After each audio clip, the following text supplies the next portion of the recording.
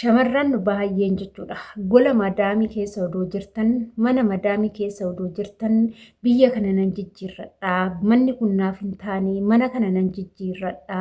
Hojiin mana kanaa natti ulfaate, biyyi kun gaarii miti, shaggee miti jettanii namoonni hedduun jechuudha. Biyya jijjiirrachuu yookaan mana jijjiirrachuu kan yaaddan baay'ee keessantu jira jechuudha. Keessanillee kan baay'ee na gaafattan biyya jijjiirrachuu barbaada asii galee garuu biyya kamtu gaariidha, biyya kamoon deemeen naaf ta'a jettanii namoonni na gaafattan ni jirtu. Ashama harka fuunee kabajamtootaaf daawwattoota hordoftoota keenya nageenyi koo kan jaalalaa fi kabajaa bakkaa fi lafa jirtanitti isiniif haa baay'atu. Anis obboleettiin keessan bakkaa fi lafa jirutti waaqayyoof galannaa ga'u nagaa fayyaa kootiin jira. Dhufnee jirra qorrillee nu bilcheechee jira. Obboloota koo sirriitti of eeggannoo godhadha. Samoona kana baay'ee qorra har'afaa baay'ee roobaa oolee qorri biyya keenyaaf qorri biyya kanaa garaagarummaa guddaa qaba. Kan asii keessa darbee nama dhukkubsa maal akka ta'e hin beeku. Kanaaf of eeggannoo godhadhaan asumarraan affeerraa kooti. Egaa garuma gaafii obboloonni koo na gaafatanitti sin dabarsaa. Isinis immoo viidiyoo kana hanga xumuraatitti na wajjin turaa, na wajjin hordofaadha. Obboleettii keenya tokkotu maal naan jette obboleettii koo mee waa naan jedhi. Asii galeen biyya jijjiirrachuu barbaada. Manni kun baay'ee natti ulfaate. Biyya kam yoon deeme biyyi naaf gaariidha. Akkasumas immoo osoon asii ba'ee mana biraa jijjiirradhee biiroon mana naa jijjiiru kan jedhu namoonni lama gaafii akkana naa dhiyeessanii jiru. Anis immoo deebii kana deebisuu qophooftu ta'ee waan an dhufeef isin immoo laayik gochuudhaan viidiyoo kana hanga xumuraa nu wajjin hordofaa isiniin jedha. Egaa ani gaafii obboloonni koo naa dhiyeessan irratti jechuudha. Biyya ormaa dhufuun jireenya ofii jijjiiruuf biyya ormaa dhufuun hojjennee nama ta'uuf kan hunda nuti illee hin beekna jechuudha. Jalqaba irratti biyya ormaa odoon dhufiin duratti karoora hedduu karoorsinee dhufna. Ijoollee baay'een garuu karoorri achitti karoorsinee dhufnee fi gaafa as geenyu faallaa nuti ta'a. Mana tokko yoo seennee mana tokko hojjennee mana kanaa oduu baanee mana biraa jijjiirrannee manni biraa akkanaa miti jennee namoonni yaadnullee hedduu keenyatu jira. Garuu haa ta'uti immoo manoonni warra arabaa garaagarummaa hin qabu jechuudha. Sirii kan caalutti galu malee isaan tokkuma jechuudha. Waa balleechuudhaan hojiin isaanii baay'achuudhaan manni isaanii amalli isaanii haasofti isaanii namni isaanii tokkuma jechuudha. Baay'ee manni obboloota koodoo viidiyoo hojjechaa jirurraa na yaamanii achumarraa nan itti deebi'ee jechuudha. Mana ormaa jirra waan ta'eef firii taanee hojjechuun hin danda'amu. Egaa akkuma isiniin jechuu yaade mana jijjiirrachuu yaadurraa qalbii ofii jijjiirrachuu yaadu biyya jijjiirrachuu yaadurraa qalbii ofii jijjiirrachuu yaaduun irra ni salphata jedhee yaada. Maaliif jennaan mana jijjiirrattee biyya jijjiirrattee qalbii keenya jijjiirrannu yoo ta'e bakkuma kaleechaa san jirta yoo ta'e jijjiiramni tokkollee hin jiru jechuudha. Biyya jijjiirrachuurra sammuu kee jijjiirteerta. Sammuun kee kan duraarra agam yaadaa jira. Jireenya kee fooyyeffachuuf ofitti amantummaa fudhattee jirta. Agam ofitti amantummaa fudhatte. Akkasumas mana jijjiirrachuuf jireenya of jijjiirtee jirta. Yoo dhugumaan of jijjiirtee nama taate mana san jijjiirrachuu osoo hin taane mana sanitti amala tolfattee amala saree godhattee humna arbaa godhattee gadi jettee hojjetta. Yoo hojiin kasitti baay'atu ta'ee ciqiciqiin hin jiraanne ta'ee mana jijjiirrachuun bu'aa tokko qabu.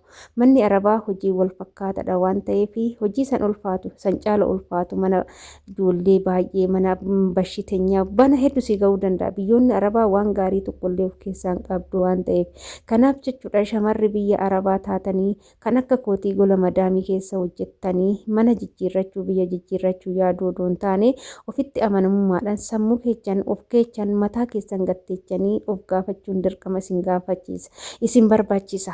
Maaliif akkamittiin of gaafadha akkamitti sammuu koo gaafii gaafadha jechuun keessan waan hin oolledha.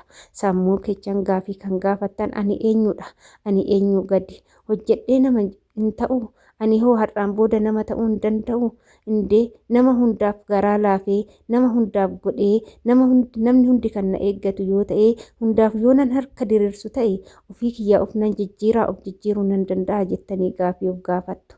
Yeroo kana deebii ni argattu. Deebii akkas jedhu lakki namni hunduu sirratti dawwalee maallaqa yoo si gaafate nama hundaa garaa laafuu hin qabdu. Namni kamiyyuu ani rakkadhee asiin ba'ee eechumni kee obboleechi kee abbaan kee haati kee akkasumas immoo maatiin kee firoonni gaafa biyya baate ka firoonni duraan sin beeknillee si barbaadu waan ta'eef kanneen hundaaf garaan laafa yoo jette gahee kan sirraa qabu haadhaaf abbaa keetiidha. Haadhaaf abbaa keetillee akkamitti akka gargaartuu fi akkamitti akka gootutu jira. Yeroo hundaa miti waggaa hundaa miti akkuma biyya ormaa jechuun miti lakki gizee keessattuu warra kee kan gammachiisu qabdu gizee ayyaanati. Yeroo akka biyyaa baateen jalqaba sammuu mindaa ji'a 2 ji'a 3 maatii keetii waan gochuu qabdu ni goota. Saniin booda gargaarsa maatiitis ni dhaabda. Jireenya mataa keetii jiraachuuf ofii keetiif ofii ijaaruuf ilaalta jechuudha. Kanaaf maatii kee kan gargaaruu qabdu gizee ayyaanni dhufe ayyaana irratti namni kamuu maatii ni yaadata waan ta'eef ol fuutee waan qabdu hunda duuba zaraggafu osoo hin taane akkaataa itti gargaartu akkaataa gootuuf wanta ayyaanan isaanitti gammadan tokko gochuufii qabda jechuudha.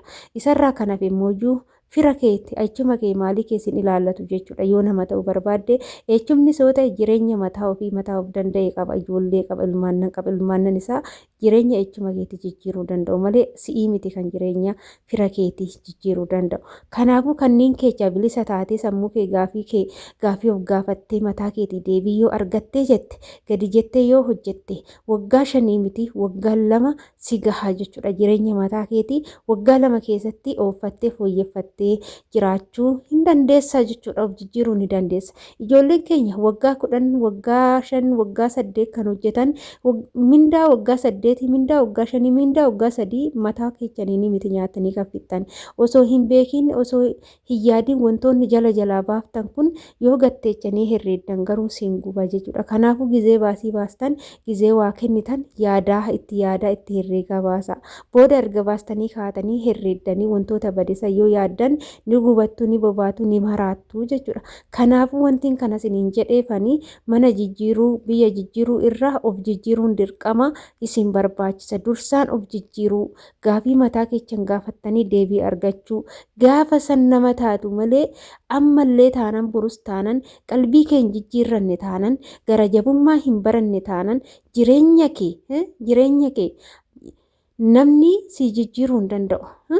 Jireenya kee kan jijjiirrachuu danda'u boruu kee kan jiraachuuf ilaalu si mataa keeti malee namni har'a maallaqa yeroo ati qabdu kana namni sitti baay'atee si jaalata malee boruu ati gaafa maallaqa dhabde fira takkallee hin qabdu ni kuftaa karaa irratti baddaa obboleechi wajjin dhalatte si jibbaa biyya ormaa keessa joortee amma umurii ofirraa fixxee dulloomtee deebite siin jedhu jireenya gaariin argattu bultii gaariin argattu waa hedduu taatu jechuudha. Kanaaf jireenya keessan odoo kanaan hin saaxilamin osoo kufaatii kanatti hin deemin har'a yeroo hojiirra jirtan kana gaafii of gaafadhaati saniin booda jireenya keessan ooffadha. Ijoollee baay'een miidhamaa jirtu biyya ormaatitti jaalallee jettu jaalallee akkanumaan walii gadonni jettu akka waan gaafa sii galtanii dhiiran argannee wayititti onlaayiniidhaan bartanii maallaqa keessanitti zargaftu namuma argitanii beenne afaan sinitti tolee inni afaan isaa damma godhatee mi'eeffatee sinitti haasa'e maallaqa keessanitti ergitu akkasumas biyyatti jaalattanii dhuftanii biyyatti wal jaalanne jettaniiti irratti ergitu jaalallee si jammar maallaqati hojjettu keessa gahee sin qabu haja sin qabu mana ijaaruu baate waan fedhe godhuu baate yoo danda'e gaafa sii galtee jette yoo danda'e si fuudha yoo danda'u baate dirqama isa wajjin isatti gabaree galuun qabdu jechuudha. Kanaaf ofitti amantee yoo hojjette innis immoo jireenya koo boruu si wajjinan ooffadha yoo jedhe maallaqa kee taa'ee si eeguu osoo hin taane gadi jedhe ofitti amanee hojjechuudha jechuudha. Alabalazaa jechuudha akkuma takka jala sagalii tokko jalallee sagal ijoollee keenya dhugaa rabbii jechuudha. Baay'een keenya dhiira miidhamaa jirtu lakka dhiiraa harka hin kenninaa dhugaa rabbii siniin jedhaani. Akkasumas maallaqa keessan gubattanii dhiiga keessan tuftanii fiddan kan nama argatanii hin kenninaa. Inni itti aanu immoo hin liqeessinaa jechuudha. Biyya Arabaa teessanii nama Itoophiyaatiifis ta'e ijoollees keessatis ta'e ijoolleen yeroo ammaa hin liqeessinaa jechuudha. Birrii keessan keessattuu nama Itoophiyaatitti birrii keessan liqaa hin kenninaa jechuudha. Kanaadha jechuudha kan isin kuffisaa jiru. Namaa liqeechuu namaa kennu isiniif deebisna nuu kennaa akkana godhannee gizee kana goone isinii warri Itoophiyaas jammar neerata akkasiif hin deebisu jechuudha. Asteecheetti liqeessite. Kanaaf maallaqa keessan hin bittinneessina. Abbaan fedhe sinaa jibbu malee jaalala maallaqa keessan dafqa keessaniin bitachuu hin deeminaa jechuudha. Siniif galee kanas sinin jedhaan obboleettiin keessanii baay'een keessan odoo of hin jijjiirin odoo of qalbii keessan hin jijjiirin odoo mataa keessan hin jijjiirin biyya jijjiirrachuu mana jijjiirrachuu yaaddu jalqaba of jijjiiraa jechuu kan yaade kanumaa sinin jechuu jaaladha. Viidiyoo kiyya keessatti waan sin mufachiisu yoo jiraate nama waan ta'eef dogongoruun danda'a dhiifama naa godhaa. turtii na wajjin gootaniif ulfaadhaa galatoomaa. Mana kana laayik sheer sabiskiraayib gochuudhaan nu jajjabeessaa. Hanga viidiyoo biraatiin walitti deebinutti nu jabeessaa isiniin jedha. Adaraa keessan shamarran keenya miidiyaa irratti baatanii boo'uu osoo hin taane miidiyaa irratti baatanii jabaattanii hojjedhaa. Miidiyaan illee faayidaa qaba isiniin jedha. Baay'ee.